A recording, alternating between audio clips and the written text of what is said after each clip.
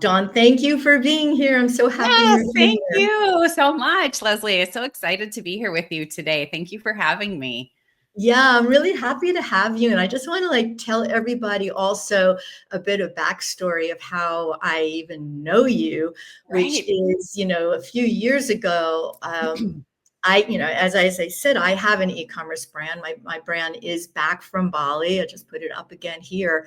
And Back from Bali is a women clothing company. And just like all businesses, and in particular e-commerce businesses, and in particularly businesses with inventory, which is what I have, clothing, getting into the net profit and making money and all of that is really, really tough.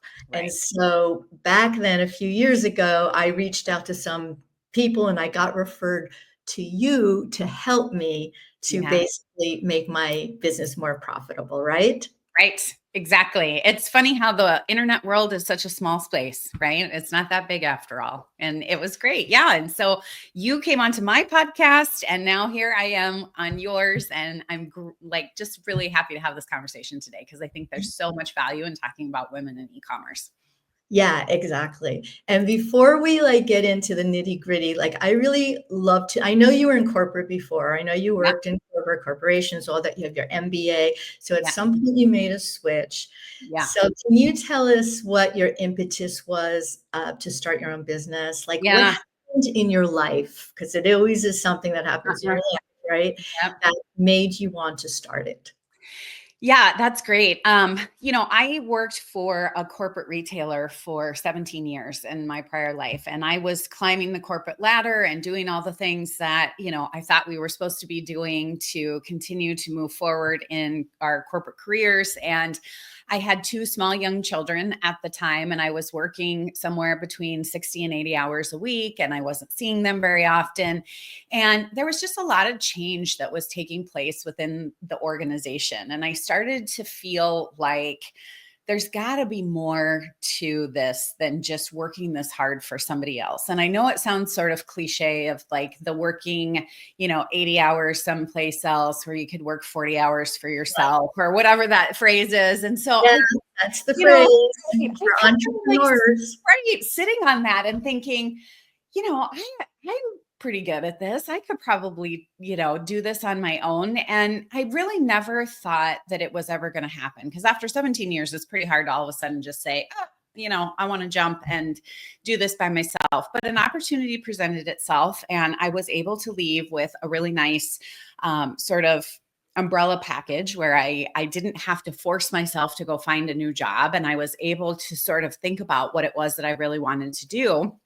And I always have had small business owners ask me questions about, what would you do if this was your business? Or, what does this big company do? And how do they handle situations? And I thought, I could probably get into some consulting and start doing some consulting for small businesses. And so that was really sort of what happened, and kind of owning my own time and being able to run my own business. But also really being able to take the skills that I learned in this big company and be able to, provide, insights, I guess, more than anything to small business owners. And that's really where it started. And so I started consulting. I started doing, business sort of I don't know, business in a box sort of things where we would, get pricing and strategy and different things set up. And it was great. But then what I realized was a lot of these small business owners don't have anybody to help them actually execute on the strategies that we would put together. And so I kept getting asked, do you have anybody that can do this for me? Do you know of anybody? And I thought, well, why don't I hire some people? Why don't I get a team to start doing this? And then 11 years later, here we are with Digital Dawn, the marketing agency that I have built from the ground up. And we really started focusing primarily in the online marketing space because I knew that was an opportunity, back in 2015, 2016, where meta ads were really gangbusters and you could really make some big business, and it was just starting to become a thing for a lot of business owners. And so I kind of went all in on the marketing side of e-commerce and built this agency that has done really well for me and done really well for my clients. And I've got a great team that's been with me from the get-go, a lot of them. And So here we are now having, this conversation. And it's kind of funny that, hindsight, if you'd asked me 20 years ago, would this be something I would be doing today? I would have said, never. I'm never going to own my own business. There's no way I'm going to do it. And I'm certainly not going to be helping other people with theirs. That's crazy. But here we are, and I love it. And it's been so rewarding. And I've just loved working with eComm women business owners and being able to help support them and see the amazing things that you can do in the online space. Yeah, I love that so much. So does that mean you work with mostly women who have businesses that are product-based businesses? Yeah, I think I'm not particular with the people that I work with. We market to, and I recommend this for all people, you need to market to a niche, right? And kind of outwardly, market to the people that you're trying to attract. And so e-commerce business owners that are female are my ideal clients. I have men e-commerce business owners. I have women who do coaching and, course creation and things like that. But my area of expertise is in e-commerce specifically. That's what I have done my entire life. And so that's where I'm really passionate and where I really feel like, there's a lot of nuances and challenges in that space that you don't necessarily see in some of the coaching or course areas, things like that. So yeah. Mostly women I love to work with, but I love men too. No anti-men here. Everybody there. Yeah, well, I know you helped me a lot, and Oh, no, you did. You helped me a lot because, listen, I have always been someone in running my business that the net profit is really what's most important to me. And that, yeah. For everybody, just understand there's the top line, right? I mean, this is really basic. There's your top line revenue, what you're bringing in each year, which everyone kind of likes to brag about, all right? Because it Absolutely sounds right. like 6 Yeah. figures, 7 figures, Yeah. 8 Yeah. figures. Oh, well. But Yeah. then you run down, you have your cogs, your cost of doing, of running your Yeah. business, Yeah. right? Yeah. And then you have kind of your operation, your expenses that you have to that you use to run your business. And at the very bottom, you actually have the money that's in your pocket, right? Right. And Hopefully so, right? that Yeah. was something that was getting lower and lower for me, and still something that I struggle with. That's always a constant. Can you talk about that a Sure. bit? Sure. Yeah, I think that the profitability piece of an e-commerce business is really one of the biggest challenges because, like you said, you can make 6, 7, 8 figures at the top line and you can really, brag about that and be successful. But at the end of the day, it's really about how much money you're bringing home, which is that bottom line.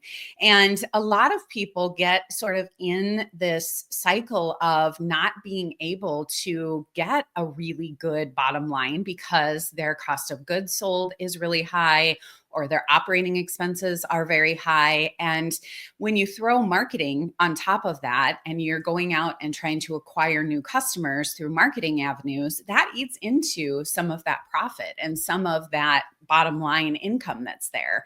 And a lot of people don't know what their numbers should be. They don't know what numbers they're supposed to be looking at. And so they kind of take a look at that top line and they say, hey, I'm making $1 million. I can spend, $500,000 to, market to my new clients or customers and I'll be fine. When the reality is, not so much, right?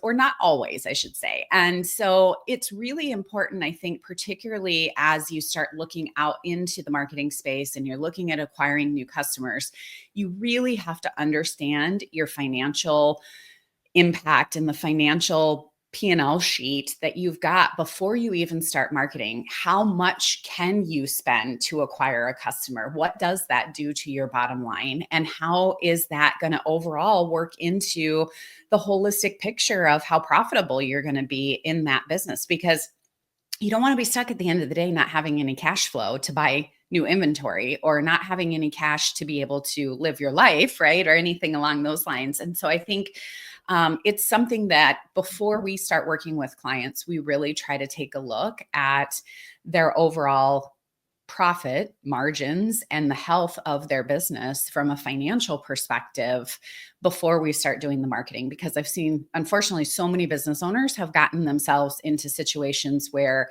it just is the cycle of, craziness. And they're kind of always behind the 8 ball with the money situation. And so I've learned over time that you got to know those numbers, and you've got to understand that really, really well before you even start in the marketing space. Yeah, that is so important. And that is certainly when I first started my business, and for the Yeah. many years of starting my business, I had no idea about this. I had no idea how to read an income statement, why I needed one, all of that. Yeah. And as my business has grown, it has become really my guiding light. And I love it. I use Zero, Xero.com. That's Yep. my bookkeeping service that I use. I have a professional bookkeeper. Yep. And because just like you're saying, our numbers speak. They actually, I think they're a language for us, and they were really telling ourselves, our business, ourselves, what is working and what isn't working, and where the red flags are. And a lot of women are scared of their income statement, or they don't want to deal with it, or they're not, quote, money people. I hear Yeah. that, I'm not a money person, all of those things. But this is the crux of it. So Yeah. how do you teach women to do that? What do you do when you're working with Yeah. Yeah. someone? Yeah. Good question. And I think this is one of the things that I'm kind of a straight shooter. And I always like to tell people, if you don't understand your numbers, then are you really running a business, or do you just have a hobby? Mhm. Right. And I think it's really important that you're not scared of it. Right. And that you find someone who does understand it, and you ask the right questions, or you read books, or you get to resources, or, at this point you can Google just about anything and look anything up on YouTube to get the basics down. Right. But when we start working with someone, I will always ask them, even in the preview sort of, hey, do we even think we can work together kind of thing? Tell me a little bit about your margins. And I, unfortunately, have been surprised over the years of how many business owners, men and women, how many business owners cannot tell me what their profit margins are, or they do not know what the net income is, or they don't understand what they've had at the end of the day, or they don't know what their cogs are, or they don't know what they're spending to acquire a customer, or any of the numbers, because I don't know that everybody just understands how it all works together. And I think once you're educated on that piece of it, and it really is about building out a really strong, P&L to have that sort of visual that you can look at every month. And if you don't have that, have a spreadsheet, have like Zero is a really good company because it's not overly expensive, right? And it kind of pulls all your, stuff in for you, all of your numbers for you. It creates a nice, report. You can have someone figure it out for you, but having something that is showing all of your numbers, and then having somebody really go through that with you and help you understand. So we kind of do that, even when we do the first initial, hey, how can we start working together? I always ask those questions. And if they don't really know, then I kind of, I don't know, let's see if we can dig into this a little bit more together, if I think there's potential there. And then really just going through the P&L with somebody when we get started and saying, okay, based on what you're showing me here, this is how much money we have to spend in order to acquire a customer for you, and for you to still be profitable. And really just walking through it. And a lot of times it's like, these light bulb moments kind of go off, and it's like, oh my gosh, I have more money than I thought I could to spend, or no, I don't. And I've got to talk to my manufacturer. I've got to think about shipping, or I've got to think about all of these other elements that play into that cost that, people always say to me, well, what does that have to do with marketing? Like, that's not marketing. And I said, yes, it is very much marketing, because if you don't understand that part of your business, you can get all the clients in the world and you're going to be bankrupt. So it's really, really important. And that's kind of how we start with it, is just asking general questions. I just like to understand what people do and don't know about their business. And then we kind of go through, let me see your numbers. Let me see in the back end what you're actually doing. Let's put some, key performance indicators together. Let's understand what the numbers are telling us on how much we can spend and what we can do to acquire new customers. And then we start from there. And then the marketing strategy starts, because then you say, okay, well, I know I have to get, a 2x return on my Facebook ads, or I have to get a 3x return, whatever that number is, to be profitable for my business. Okay, well, then the strategy all depends on what that number needs to be. How much can you spend? What types of marketing do we do? What platforms do we go on to? What types of, ads do we do? Do we do email? Do we do a combination of both? So it just kind of is this, sort of snowball effect, but it really starts at the very beginning with understanding those numbers and understanding how that works before we do the marketing strategy piece. So Yeah. that's how we do it. Yeah, it's so unbelievably important. And I remember working with you because I now remember how I found you. It was through Profit First. It was a Yes. referral. Yes. Profit Yes. First is a way of organizing one's money in Mhm. buckets Yep. so that they have money to spend on taxes and to pay yourself and all those things. And Yeah. that is how you helped me. There was debt that I had. And I actually remember what you focused on with me, and that was reducing my excess inventory. I remember Yeah. that is really what you dived in, because without having those numbers again and really seeing, what those operating expenses are, how much you're paying for shipping, all of that, we Yeah. can't find where the problems are. Right. And in my case, a lot of times the problems are in excess inventory. There's, Mhm.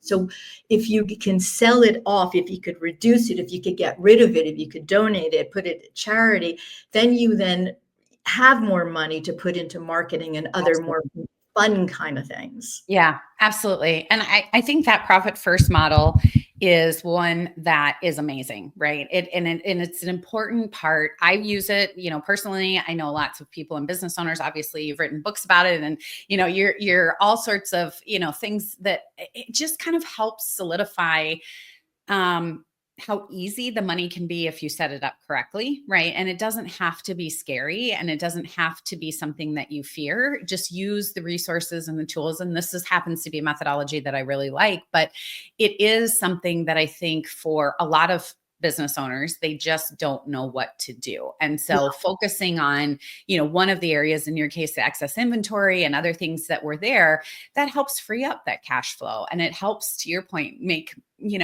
opportunities for things that are more fun, right? And it gives you the opportunity to play around and do some cool stuff or try new things, or whatever it might be. And understanding the numbers hopefully will take the stress off of you as a business owner, because you do understand it and you do know where things are, and you can make a plan to fix it, right? And if it's not where it needs to be, okay, that's all right. A lot of us have, debt. A lot of us have done things that we wish we wouldn't have done. A lot of us have bought and made and done and said, oh my gosh, that was a big mistake. But you don't learn that unless you know your numbers. And so it's really important for you to have that sort of viewpoint so that you can, fix it if needed, or have fun if there's excess.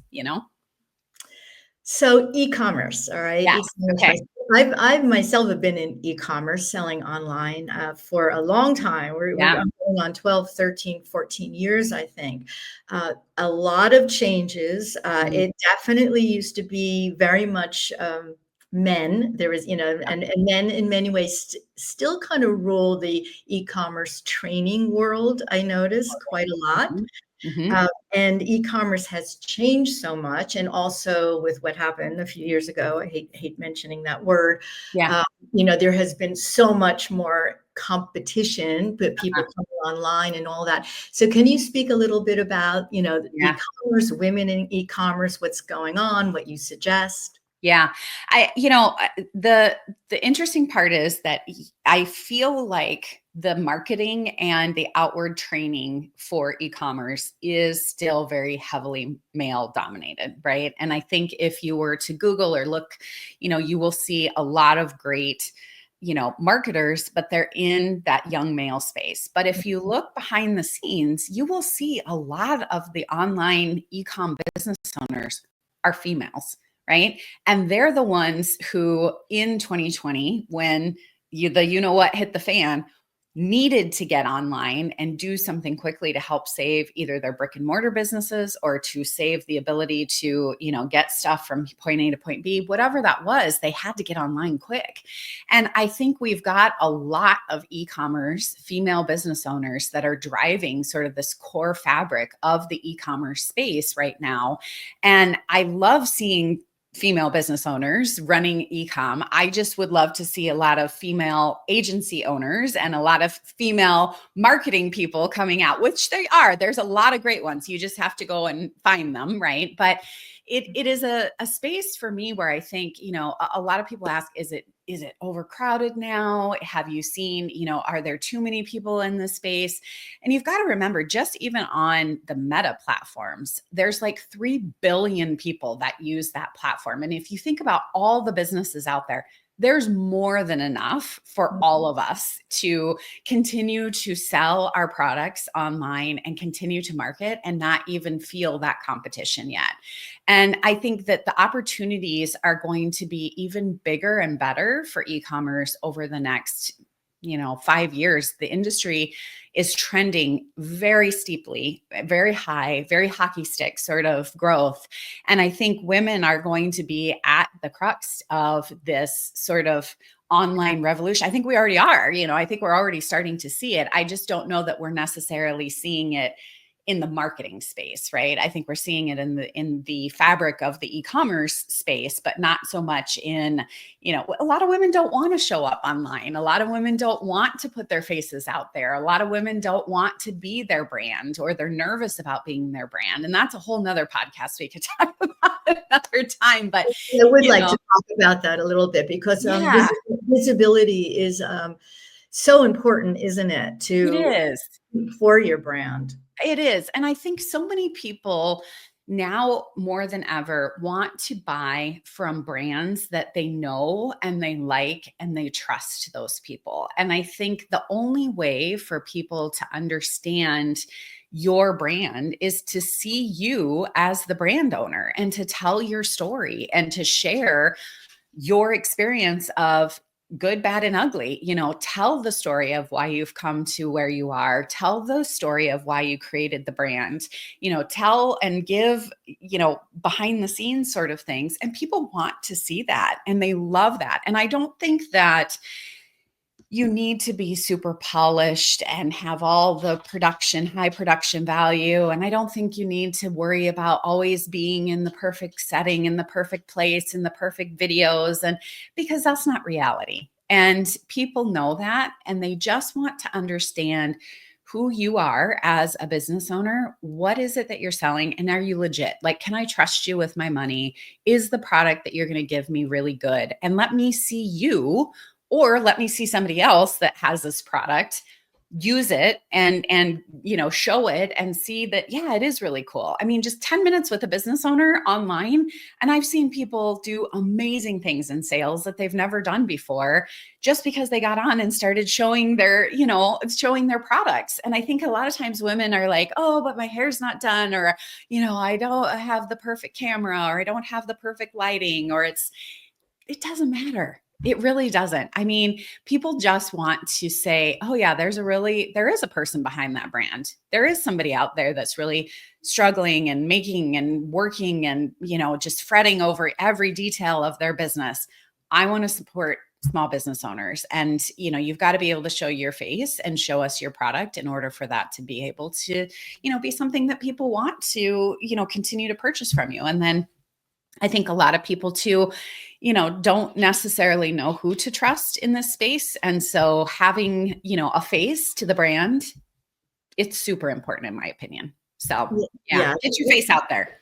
Yeah, this is actually key. And this is something I really believe has switched over from, let's say, 5 years ago in e-commerce, where, you know, the videos were more perfect or whatever, professional. Even me, okay, I'm in women's clothing, and you know, I was using very kind of high fashion models, where I'm switching right now to much more like real women, older women, or women, size women, whatever, different shapes. Right. Also using an iPhone to do our videos instead of all these things, because of what you just said. People want something real and authentic.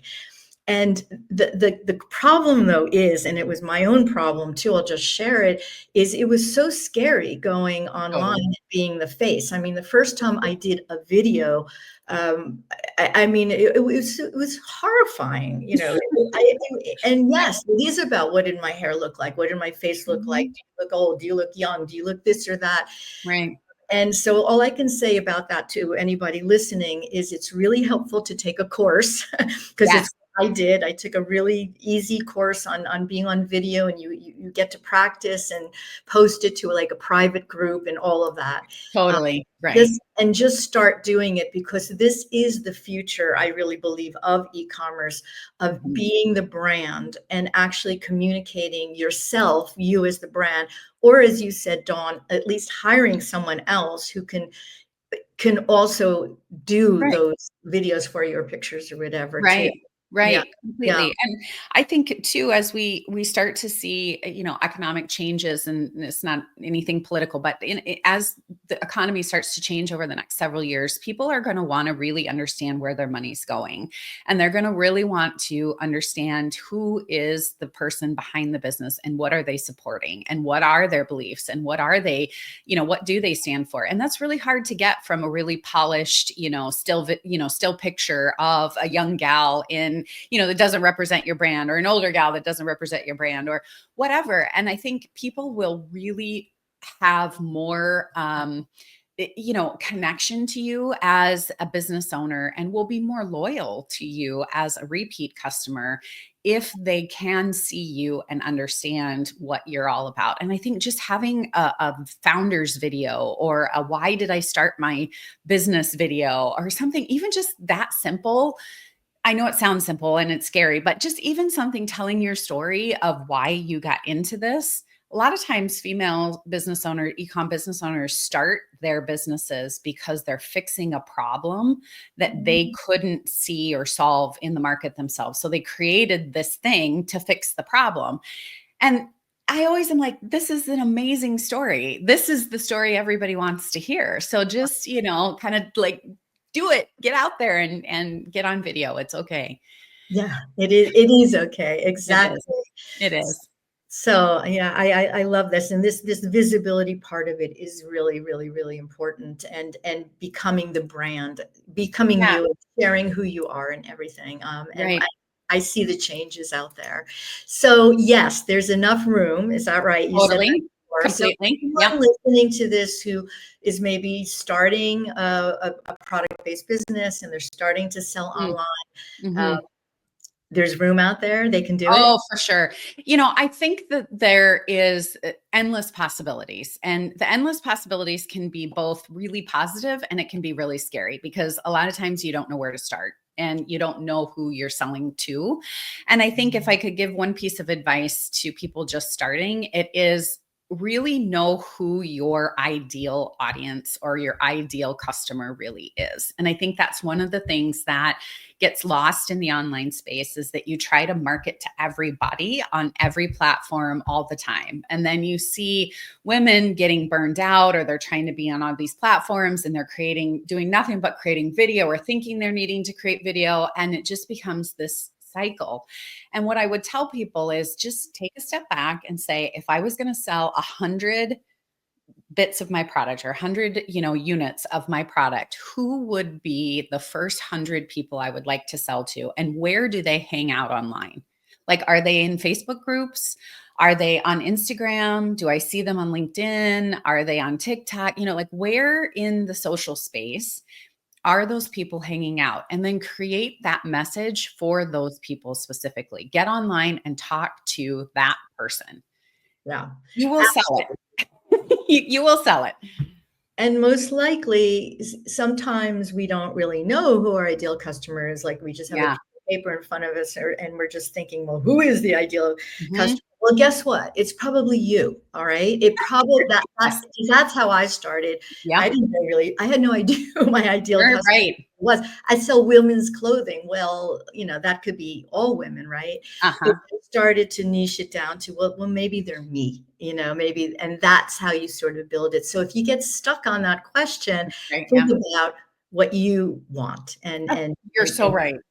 You're so right. Most of the time we are our own clients, right? Or our own yeah, customers. We've created this for ourselves and we just want to sell it to other people like us, right? And in the marketing space, I'm the same thing. I want to market to other women who are my age doing e-commerce things that are, and so I need to remember to speak to women that are doing the same things that I want to market to, and just having that language and that ability. But as far as space goes, there is unlimited opportunity. And I still think we have not even begun to scratch the surface. I think AI is going to change the way that we do business. I think that the online space is going to change a lot. I think women in e-commerce is going to just see a huge surge over the next 5 years. And I'm really excited about it. And I think that the opportunities are endless at this point, and there's tons and tons of space and places to be able to sell for sure. And I just would like to add, because, I primarily sell on Amazon, and a lot of you also hear, so much competition and all that. Amazon is a beast, they call it. Okay. Yeah. And you need a lot of skills now to sell on Amazon. I will tell you that it's really important, if anyone is listening and interested in getting and making that one of your platforms that you're selling on, that you do hire coaches and advisors who understand that platform, the Amazon platform. But is there room on the Amazon platform? Oh, yeah. Oh yeah, for sure. And I think that, Amazon and Etsy and, TikTok even has become this massive platform. I mean, there are so many areas where we haven't even scratched the surface. And I think Amazon is one of them. Yes, there is, thousands and thousands of people on Amazon, but that platform just keeps getting bigger and bigger and bigger and easier and more user friendly, and people just go to it because you can get your product. I just ordered something this morning and it's already here this afternoon. So it's crazy, right? And so the convenience of it, people are not going to stop using it. And whether you agree or disagree with the Amazon platform, people are still using it because it's convenient. And there's nothing else like it at this point. And so I think you're absolutely right, though, Leslie. You have to have someone who understands that platform, because it is different than selling on Meta or selling through ads or selling through things. There's a lot of nuances with inventory and nuances with, keywords and sales, and, the profit margin there does change a bit too. There's their fee structure, and you just need to understand all of that before you just go head on. So yeah, but lots of room. Absolutely. Wonderful. All right, we're going to wrap up now. And so can you share how people could find you, if there's anything you have coming up that